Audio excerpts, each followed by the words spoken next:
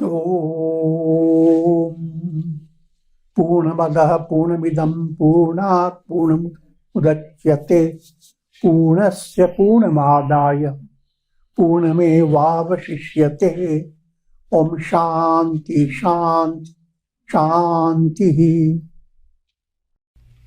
Om Vasudeva Sutam Devam Kansa Chanuramardanam Devaki Paramanandam Krishnam Vande Jagadgurum.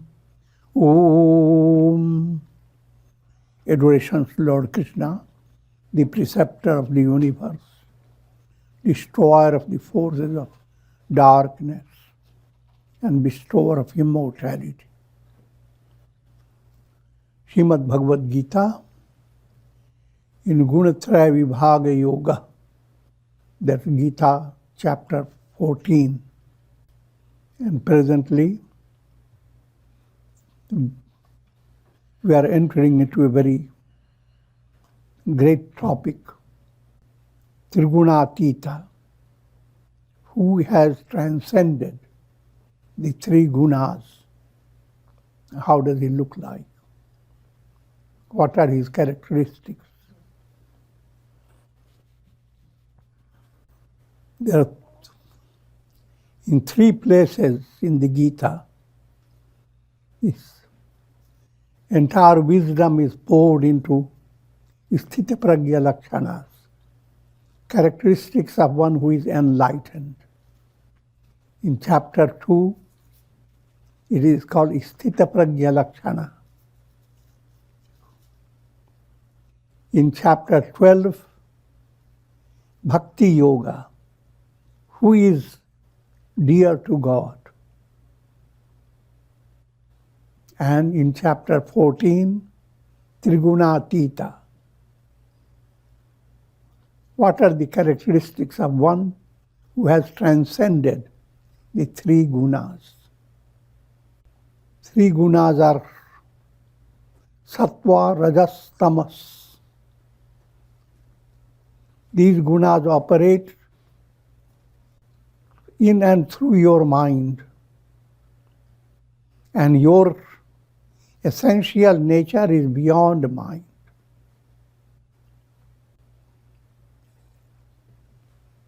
So far, the highlighted points that have been given to you, let me go over them, just touching those points. One should continue to enhance Sattva. How do you continue to do that? By simple formula, be good, do good. Serve, love. Paropakaraya dharmaya, papaya parapidanam. By doing good to others, you are enhancing dharma. And that which enhances dharma enhances your sattva. And hurting others is the basis of adharma, of going against the path of virtue. So, continue to enhance sattva in your chitta and in all aspects of your personality, in your mind, in your body, the practice of Hatha Yoga, Pranayama, Kundalini Yoga, all these are helpful. So evolve your own sadhana, practice in the sadhana in daily life to see that you are keeping your body healthy. Healthy body means you are enhancing sattva, creating a channel to enhance sattva in your mind. Always be careful to watch over your gunas. Sattva, Rajas, Tamas. Try to recognize them. Sattva means is the time for inspiration. Mind is relaxed. Rajas, mind becomes distracted. Is not focusing on one point, but going astray. Tamas, mind is becoming deluded. These three gunas, if you are not careful, there is a tendency for Rajas and Tamas to torture your sattva. Think of Ravana and Kumbhakarna. They kept Vibhishana under great pressure and subjected him to a kind of slavery. So the gunas want your sattva within to be minimum, to be ever under control. And that, if you are not careful, means if you are not doing your sadhana and living a life of luxury, you will not succeed in being Triguna-tita. So be always cautious, savadhan. How much sattva can be enhanced? How much good can you be? Your goodness should be profound. The source of your goodness is at your heart level. When your heart becomes purified, you are good. In other words, when sattva enhances, you do not make effort to control your anger or hate, because anger and hate, they don't come. It's automatically, your mind does not permit them.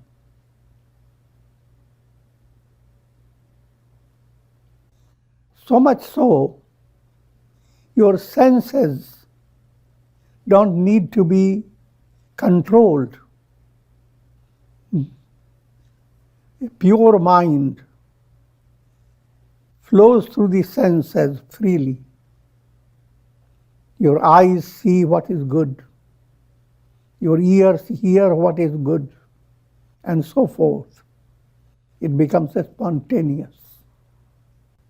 So this type of practice has to go on in your daily life.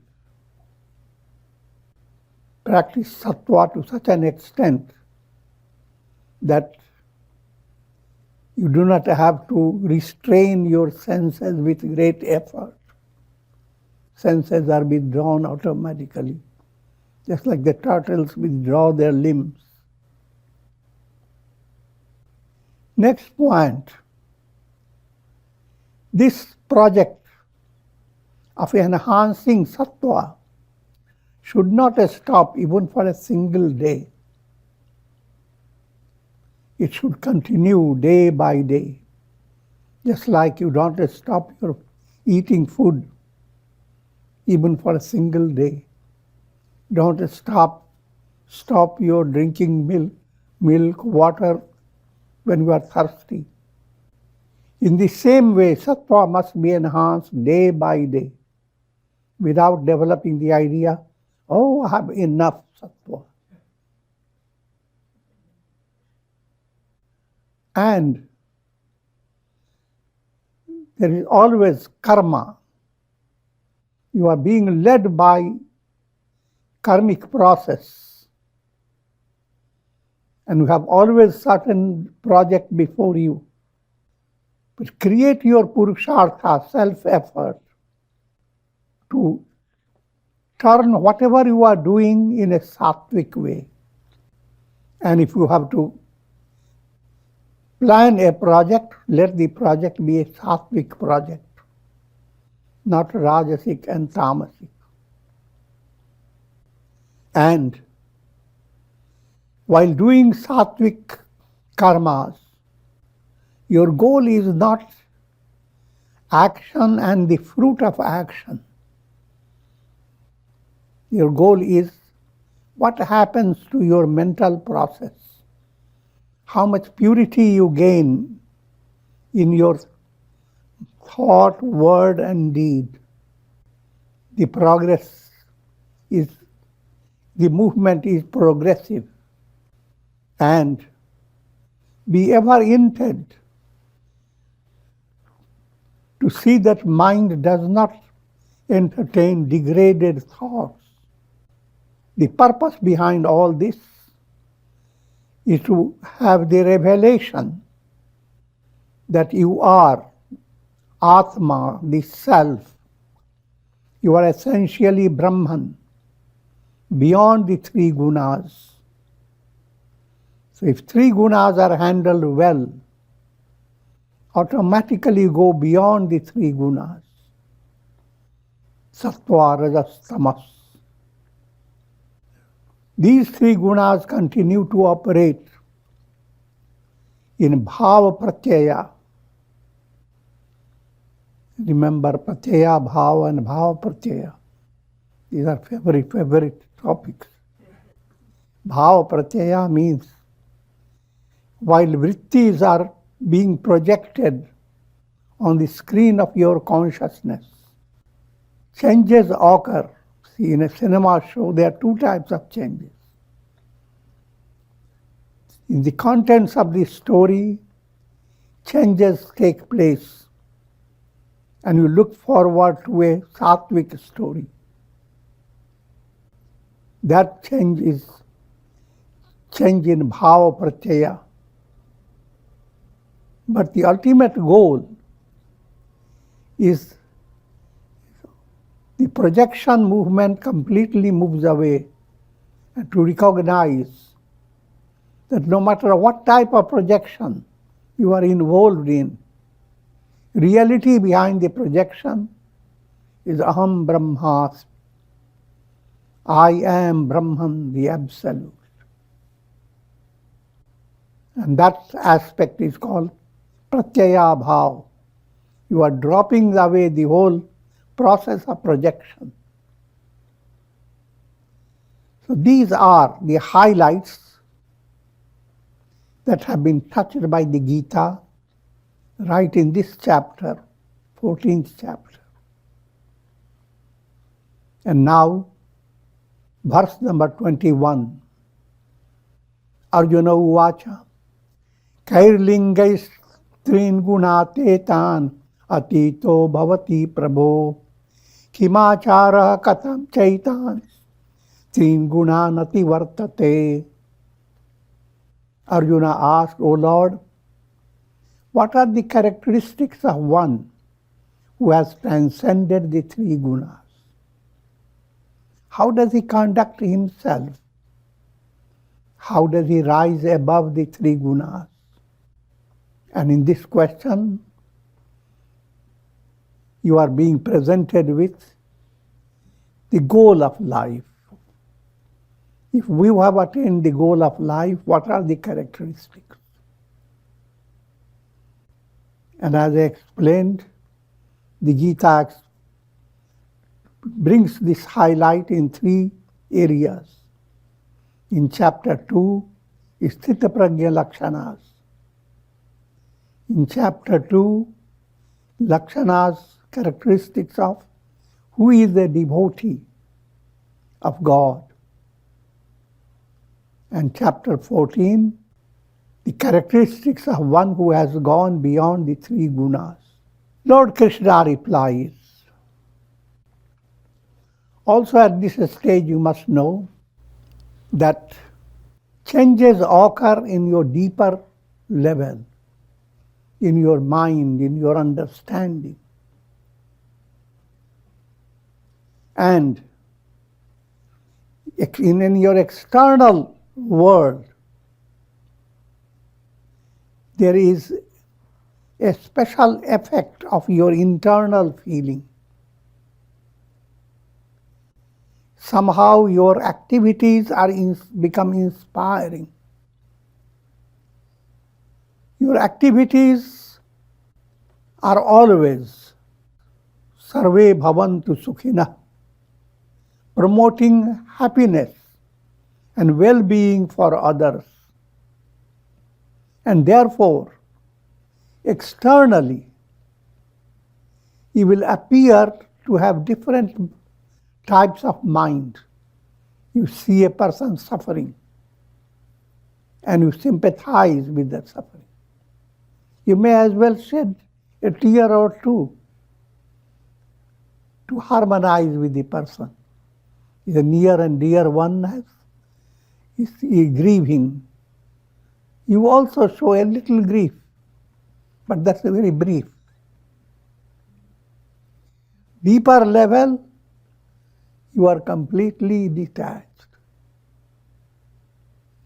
How you act on the basis of sympathy, that changes in practical world. With a relative, calm relative, you are calm, relaxed. With an agitated one, you show a little bit of agitation. And with a child that stammers, you show a little stammering. So external feature can be difficult to recognize. So Arjuna has asked that question, and Bhagavan Lord Krishna replies, Prakasham cha pravrittim cha mohameva cha pandava nadveshti sampravrittani na nivrittani kankshati. Lord Krishna said, he, O Arjuna, who does not hate when light, activity and delusion are present, nor does he long for them when they are absent. Three Sanskrit terms, prakash, pravritti, moha. When sattva increases, it's like bringing light in your dark house, where you were under the atank, terror of dark forces. Now suddenly light comes in. It's very relaxing. A sense of prosperity, peace, joyousness. When there is an opening to that type of experience, be always detached, because it will not be constant. It will come and go. When sattva moves away, rajas begins to invade your mind. Sattva, rajas, tamas, they are mutually fighting with each other. When rajas invades your mind, now your mind is constantly planning, what should I do, what should I do? Planning with distraction. You don't have any one project that will satisfy you, but you have countless projects. And we're counting the number of projects for your fulfillment. With sattva, whatever you do begins to satisfy you, brings you delight.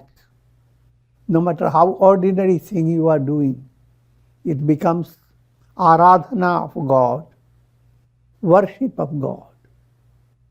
Worship of God, what could be more engrossing than touching the feet of God, offering flowers to God, looking into His eyes, seeing His smile, having the touch of His hand on your head.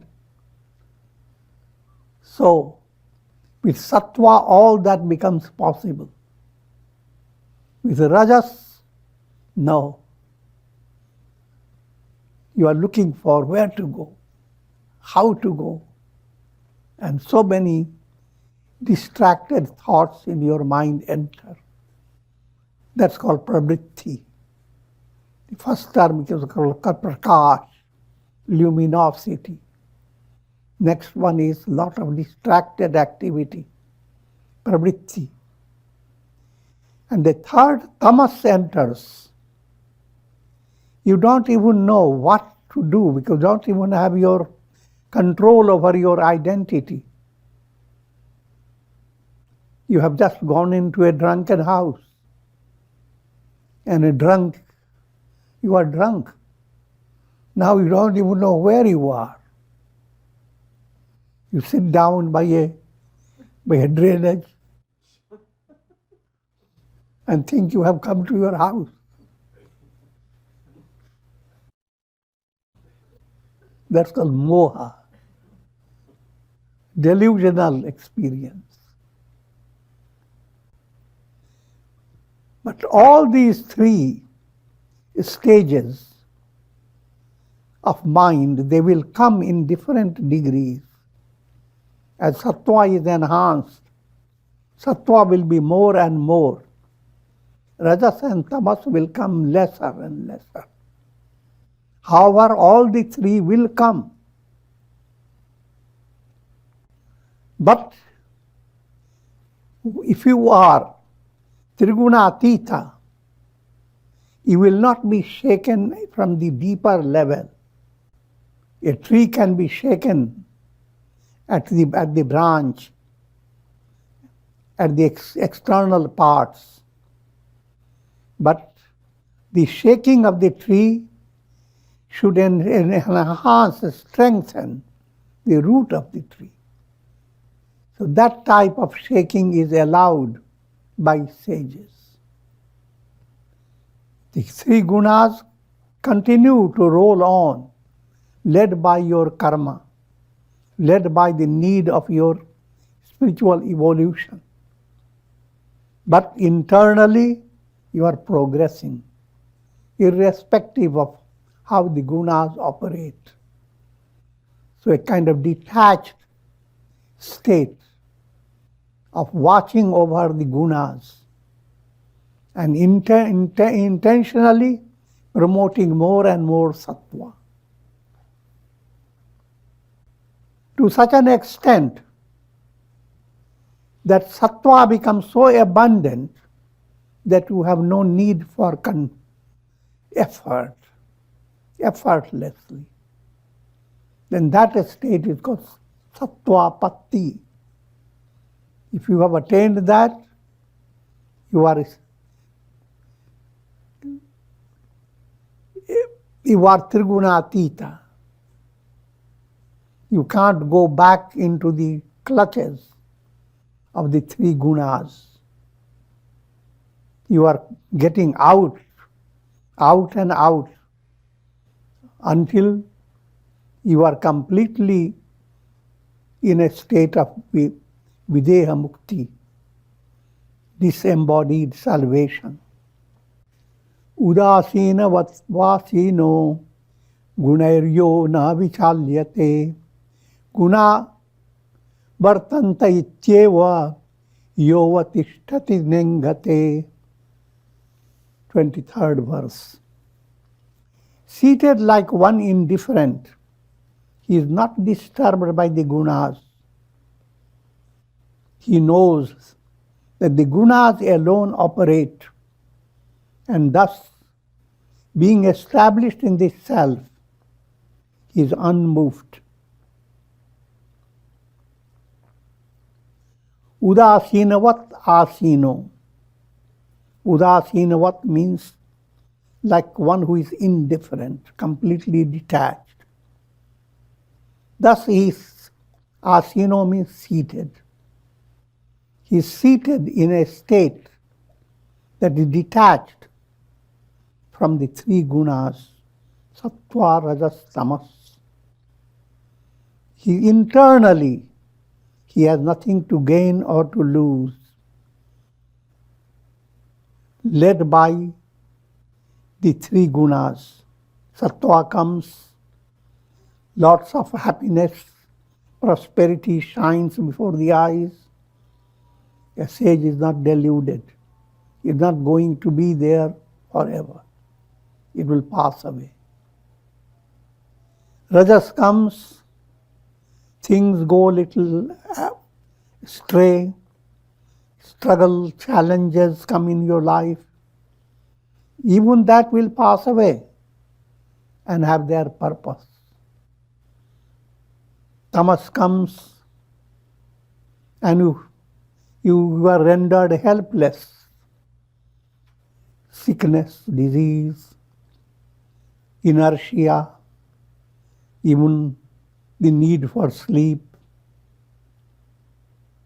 But that also is handled by a sage in a way that you, even in tamasic experience, you are enhancing sattva. Say, for example, you are going to sleep. Sleep is produced by tamas. But before going to sleep, if you have offered prayers, you enter into sleep, your mind is dominated by shubh samskaras.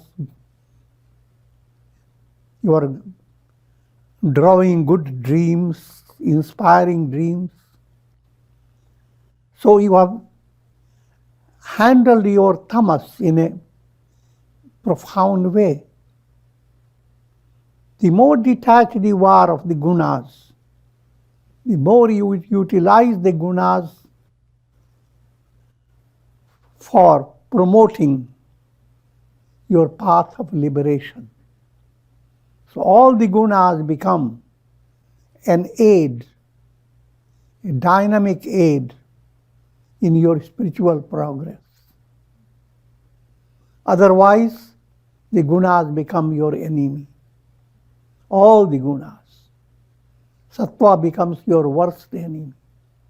That point we have discussed before.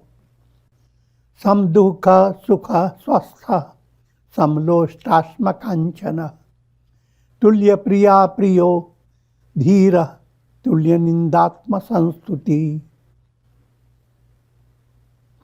Ever established in the self, he is alike in pleasure and pain. Outwardly, there will be an appearance of being shaken and so forth. Internally, abiding in Aham Brahmasmi. And therefore, from his inner point of view, he is ever the same. Pleasant condition has come, great prosperity has begun to shower on him, and he is calm internally. Painful experience has come, great challenges, and he internally calm. Patatyangar varshecha vati va malayanile bhutale brajati vyomni shamam astegya atmani. This is a quotation from Yoga Vasishtha. Even if burning embers were to fall, or gentle cool breeze laden with fragrance of sandalwood were to blow, or the very earth were to explode and scatter in the sky, a sage remains in his deeper level. He has his identity, Aham Brahmasmi. That identity experience is unshaken. He regards a clod of earth, a stone, and a piece of gold, all equal in value, because nothing can you take with you. All the world around you that give you so much happiness, you have gain a lottery that gives you golden ornament, a piece of gold, and you are so happy about it.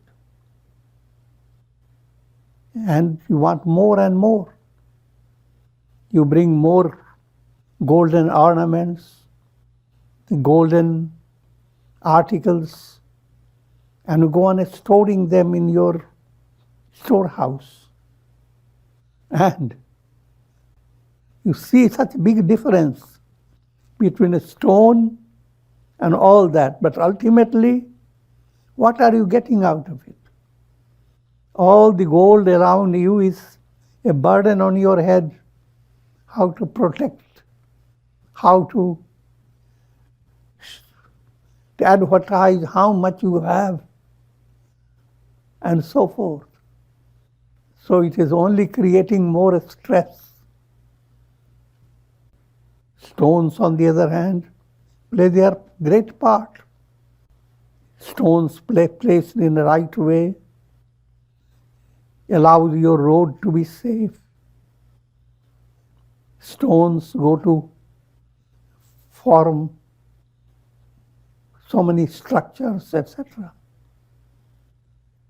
So, from his deeper point of view, both have equal value.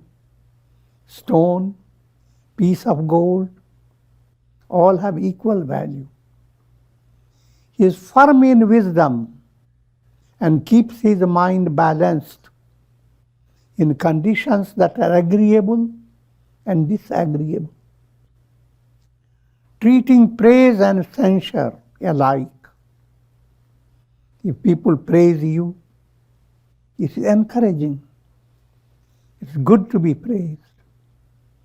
You try to promote it. But you don't become addicted to it, don't become dependent upon it. You have to qualify yourself by your own self-effort. And you should not be deluded by praise. If people are saying that you have awakened Kundalini, your head is already shining, your Sahasrara chakra is oozing through your forehead. Now don't stop your sadhana, thinking you have attained it. What can all this praise do? Be inspired by it, but don't become deluded by it. And you have attained great height, and people criticize you because they have asked you to pray, and your prayer didn't work for them. So what type of sage are you?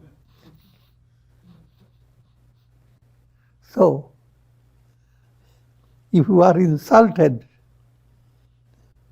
and you are censured, you remain internally unperturbed. He keeps his mind balanced in conditions that are agreeable and disagreeable, treating praise and censure alike. Manapamana yoha tulya rastulyo mitrari pakshayo sarvaramba parityagi gunatita sa uchyate. He is the same in honor and dishonor. Man apaman. When we are praised or censured, being repeated because of the importance. He is alike to friend and foe. An enemy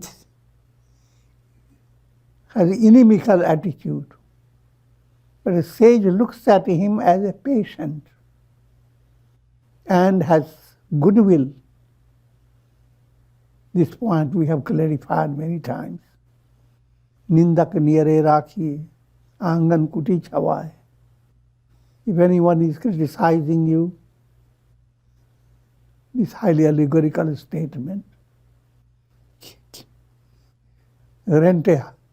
give a house, a part of your house freely for him to live, so that any even slightest error you do, he magnifies, and that is to your favor. You go on correcting yourself because someone is magnifying your error. If you are a writer, keep a proofreader nearby. Having abandoned all karmic involvements means you don't live for fruit of karma. You live for spiritual progress. Fruit of karma means you are facing external circumstances that seem so prosperous. When you don't expect fruit of karma, and you do it in the spirit of karma yoga, now what's happening? Your integration in your personality is enhanced. Your thought, word, deed, they become harmonized, integrated. Your action, will, emotion, and reason, they become integrated gradually. Then what happens? You begin to see yourself as a channel of God. Upadrashtanumantacha, bharta bhokta maheshwara. Begin to see that you are being watched by God. Upadrashta, your God is overseeing you. Anubanta, God is inspiring you to do the right thing. You are always in attuning with God's will. God is your master. And it's God who is enjoying everything, not you. Who is your enjoyer? Who is the enjoyer? Who is the taster? Who is the experiencer? God, not your ego. So that type of experience begin to develop, leading you to be gunatita, trigunaatita, leading you to go beyond the three gunas. Mam chayo vyabhicharena bhakti yogena sevate sagunana sameti chaitan brahma bhuyaya kalpate. He who worships me with unswerving devotion crosses over the three gunas and becomes qualified for becoming one with Brahman or the Absolute. So ultimate goal of this being Trigunatita is a revelation. Aham Brahmasmi, I am Brahman. Led by Bhakti Yoga. You develop Ananya Bhakti. In brief, your yoga attains its height. You become the best karma yogi. You become the best Raj yogi, best bhakti yogi, best jnana yogi. All the yogas are one yoga, integral. And with this, I'm going to conclude for today.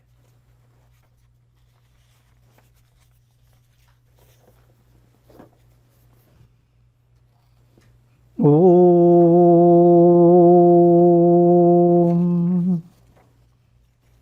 Om.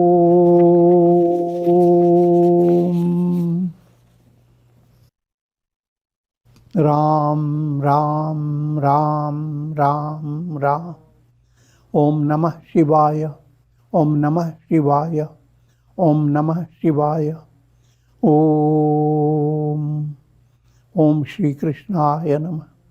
Om Shri Krishnaya Namah. Om Shri Krishnaya Namah. Om. Prayer for shower of Karunamaya Ras, grace of God over all of you, and with the blessings of Shakti, Bhakti and Mukti. Om Trayambakam Yajamahe Sugandhim Pushti Vardhanam Urvarukuma Bandhana Mrityor Mukshiyamamritat. Om Sarve Bhavantu Sukhina Sarve Santu Niramaya Sarve Bhadrani Pashyantu Ma Kaschid Dukha Bhag Bhavet. Om Shanti Shanti Shanti. Hari Om Tat Sat.